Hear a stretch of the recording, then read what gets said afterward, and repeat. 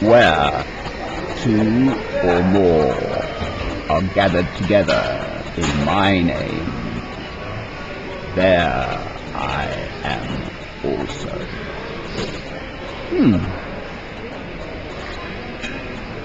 This is why churches exist, that two human beings get together and do nothing to do with themselves, but to do what we, mankind, human beings, are here to do, and that's to worship you, my Lord. It's Sunday here in England again, Stone, Staffordshire, glorious day, frosty, and so on and so on. This is what we're here to do. That's why churches exist. Yes, private prayer is wonderful, fine.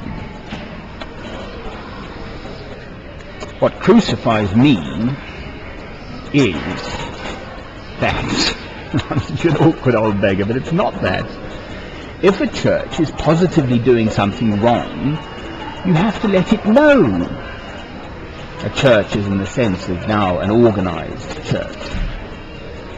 The big church. So for me, this is the Church of England.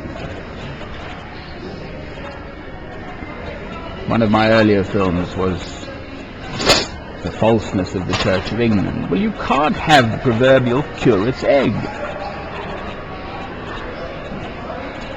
Aye, good in parts. It's either a rotten egg or not. You can't... Well, anyway. So, if you can't see that from its inception. But the problem remains, where do people gather together? How? The Quakers, certainly initially, in my understanding, got it right. Just a few people gathered together in a meeting place, in their homes and so on. It's wonderful. I find I attend the Jehovah's Witness here just because I know they're Christian people.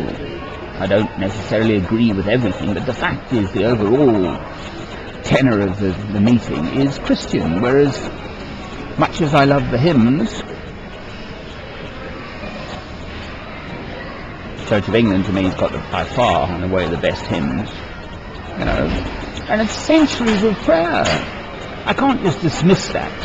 And then I have a much bigger difficulty with the jolly old Roman Catholics. They've been at it much longer and have had much longer to stray from the straight and narrow. All I know is this person, right? Me, inside, in my walk with you, my Lord, to remain true. But then that light must shine. So how do we get together and worship? There's a program called Sunday on Radio 4 from 7 a.m. to 8 a.m. in the morning, and they just discuss generally religious topics, reviewing the last 10 decades and so on. And there's going to be a census coming out in next year, and probably find that although people sort of say they tend, what do you see of these sort of thing, British people in general, Church of Scotland or whatever, Church of Wales sort of thing, the Protestant side, and the Roman Catholic and so on, whatever. But there's a decline in the Christians and an increase in the Muslims. Ooh! So there's a radicalization. But people are searching for something, it's a longing within us. Absolute longing. Something greater than oneself. And it is a difficulty. If you don't agree with the hierarchy of the church, the leadership of the church, ultimately what happens is they crucify you. So Christ is the absolute prime example of this. Because he was the embodiment of your word,